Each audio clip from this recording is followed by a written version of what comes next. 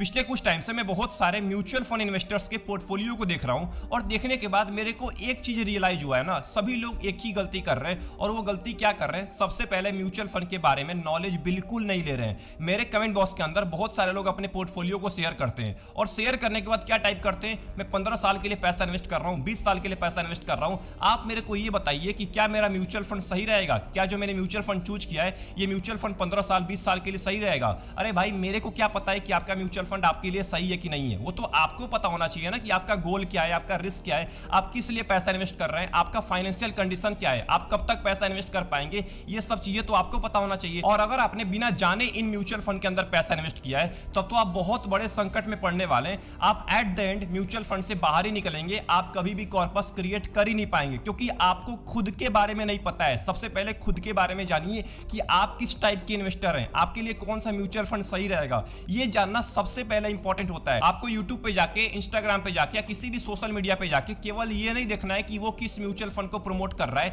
उसमें मैं पैसा इन्वेस्ट करूंगा। भाई, बहुत सारे लोग अलग अलग म्यूचुअल फंड के बारे में बात कर रहे होते हैं, उसके अच्छाई के बारे में, उसके बुराई के बारे में। अब इसका मतलब थोड़ी है कि आप उस म्यूचुअल फंड के अंदर पैसा इन्वेस्ट कर देंगे, और नहीं तो आप दूसरे से जाके पूछते हैं कि मेरा पोर्टफोलियो सही है कि नहीं है। वो तो आपको पता होना चाहिए, और आपको तभी पता चलेगा जब आपको ये पता रहेगा कि आप किस टाइप के इन्वेस्टर हैं। तो इन्हीं सब चीजों को देखने के बाद मैंने सोचा आपके लिए एक डिटेल वीडियो लाई जाए पोर्टफोलियो के ऊपर, म्यूचुअल फंड पोर्टफोलियो के ऊपर, क्योंकि ये वीडियो आपके दिमाग को खोलेगी और आपको आइडिया लगेगा कि आखिर में आपको किस म्यूचुअल फंड के अंदर पैसा इन्वेस्ट करना है, अगर आप किस टाइप के इन्वेस्टर हैं और आप कितने से एसआईपी कर रहे हैं, उसके हिसाब से आपके लिए कौन सा म्यूचुअल फंड बना हुआ है। इन सब चीजों के बारे में हम इस पूरे वीडियो के अंदर कवर करने वाले हैं। तो ये वीडियो हर एक म्यूचुअल फंड इन्वेस्टर के लिए बहुत ज्यादा इंपॉर्टेंट है। अगर आप सच में अच्छा पोर्टफोलियो क्रिएट करना चाहते हैं अपने गोल के लिए, या लॉन्ग टर्म में अच्छा वेल्थ क्रिएट करना चाहते हैं, तो ये वीडियो आपके लिए बहुत ज्यादा इंपॉर्टेंट होने वाली है। सबसे पहले मैं आपको बता दूं कि इस वीडियो के अंदर मैंने म्यूचुअल फंड के इन्वेस्टर्स को 3 भाग में डिवाइड किया है, एक कंजर्वेटिव इन्वेस्टर, एक मॉडरेट एंड एक एग्रेसिव इन्वेस्टर।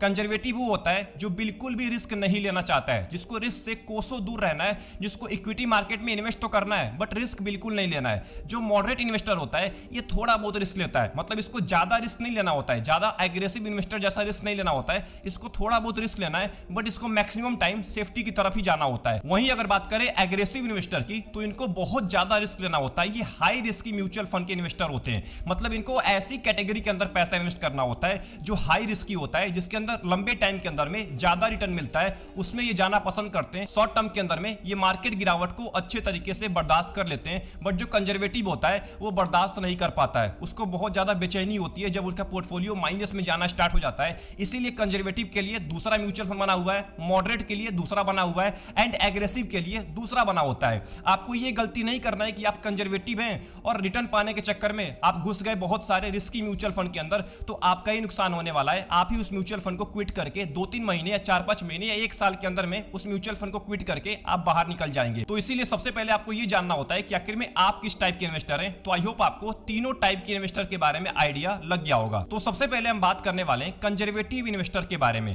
अगर आपका इन्वेस्टमेंट अमाउंट, अगर आपका एसआईपी अमाउंट 2000 से लेके 5000 के बीच में है और अगर आप एक कंजर्वेटिव इन्वेस्टर हैं, तो आपको चूज करना चाहिए large cap and conservative hybrid fund. इन दो म्यूचुअल फंड को चूज करना है। इसमें आपको 50% पैसा इन्वेस्ट करना है। अगर आप 2000 के एसआईपी कर रहे हैं या 5000 के एसआईपी कर रहे हैं, आपको केवल इसी दो म्यूचुअल फंड को चूज करना है अगर आप एक कंजर्वेटिव इन्वेस्टर हैं। एक बात का ध्यान रखिएगा, कम अमाउंट है, ज्यादा म्यूचुअल फंड लेके मत बैठिएगा। बहुत सारे ऐसे इन्वेस्टर होते हैं जिनको मैंने देखा है जो 5000 रुपए के एसआईपी स्टार्ट करते हैं और 5 म्यूचुअल फंड को लेके बैठे होते हैं, सब में केवल 1000 रुपए के एसआईपी कर रहे होते हैं। ये गलती आपको नहीं करनी है, नहीं तो चार्ज में ही आपको मैक्सिमम पैसा देना पड़ जाएगा और रिटर्न आपको कुछ भी नहीं मिलने वाला है। दो म्यूचुअल फंड रखना है अगर आप कंजर्वेटिव इन्वेस्टर हैं और आपका एसआईपी अमाउंट 2000 से लेके 5000 के बीच में, दोनों म्यूचुअल फंड के अंदर 50% आपको पैसा इन्वेस्ट करना है। अगर आपका इन्वेस्टमेंट अमाउंट 5000 से लेके 10000 के बीच में, तो आपको 3 म्यूचुअल फंड रखना है, एक लार्ज कैप, एक कंजर्वेटिव हाइब्रिड फंड एंड एक आपको फ्लेक्सी कैप म्यूचुअल फंड को रख लेना है। अब देखिए कितना एलोकेशन करना है इसको जान लेते हैं। लार्ज कैप के अंदर 50%, कंजर्वेटिव हाइब्रिड के अंदर आपको 30%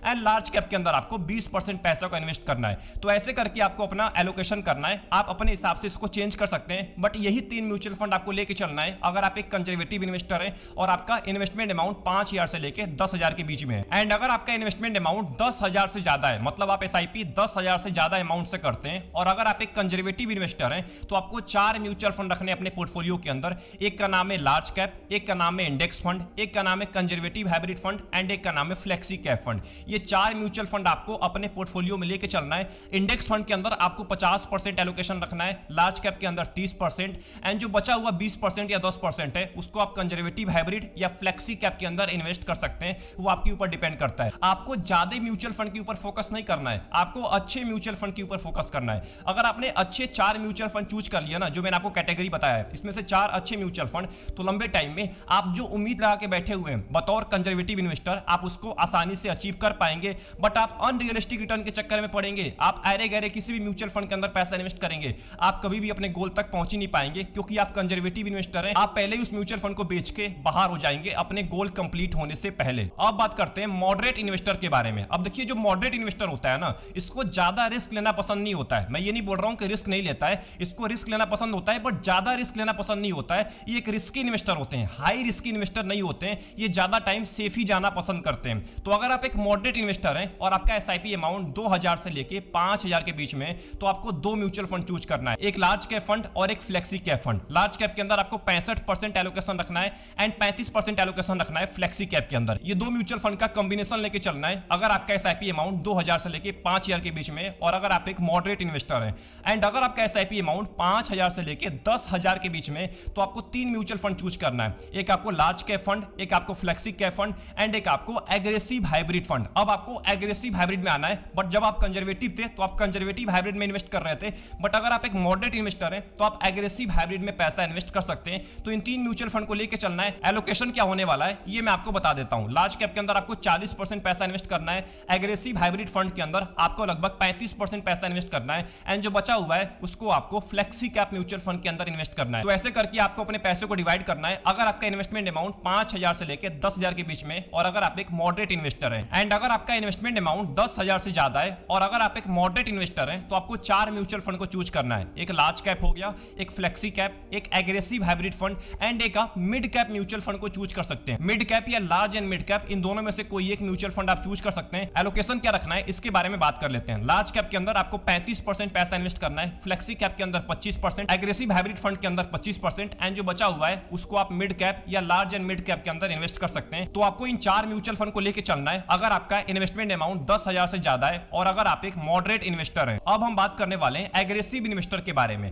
अब एग्रेसिव इन्वेस्टर उसको बोलते हैं जो बहुत ज्यादा रिस्क लेता है, जो हाई रिस्क इन्वेस्टर होता है, जिसको लॉस होने से डर नहीं लगता है। वो बहुत सारे लॉस को झेल चुका होता है, बहुत सारे मार्केट करेक्शन को झेल चुका होता है, उसके बाद भी वो पोर्टफोलियो को सेल करके बाहर नहीं निकलता है। इसी को हम बोलते हैं एग्रेसिव इन्वेस्टर, जिसका अगर पोर्टफोलियो माइनस में जा रहा है तो रात को उसको अच्छी नींद आती है। वो बार बार ये नहीं सोचता है कि मेरा पोर्टफोलियो माइनस में चला गया, अब मेरा क्या होगा, कब मेरे को प्रॉफिट होगा, कब मेरा पोर्टफोलियो दोबारा रिकवर होगा, कब मार्केट ऑल टाइम हाई पे जाएगा। उसको सब कुछ पता होता है। उसको पता होता है कि मार्केट जब नीचे गिरता है तो एक ना एक दिन ऊपर भी जाता है। तो जब मार्केट गिरता रहता है ना, उस टाइम पे भी वो पैसा इन्वेस्ट करता रहता है। इसी को हम बोलते हैं एग्रेसिव इन्वेस्टर, जो ज्यादा रिस्क लेना पसंद करता है।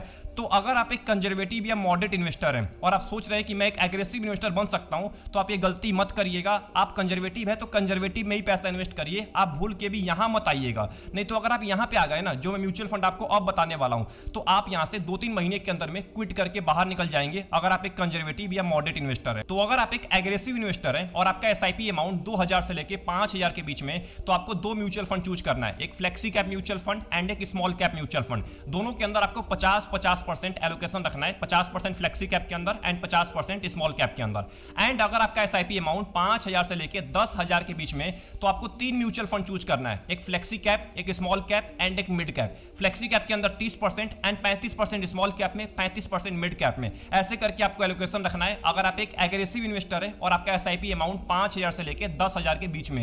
एंड आखिरी में अगर आपका एसआईपी अमाउंट 10000 से ज्यादा है, आप 15000 के एसआईपी कर रहे हैं, 20000 के एसआईपी कर रहे हैं, तो आपको अपने पोर्टफोलियो के अंदर 4 से लेके 5 म्यूचुअल फंड रखना है। इससे ज्यादा म्यूचुअल फंड आपको अपने पोर्टफोलियो में नहीं रखना है। मैंने बहुत सारे लोगों को देखा है जो 3-3 स्मॉल कैप लेकर रखते हैं, 3-3 मिड कैप लेकर रखते हैं। कोई फायदा नहीं है 3 स्मॉल कैप और 3 मिड कैप रखने का।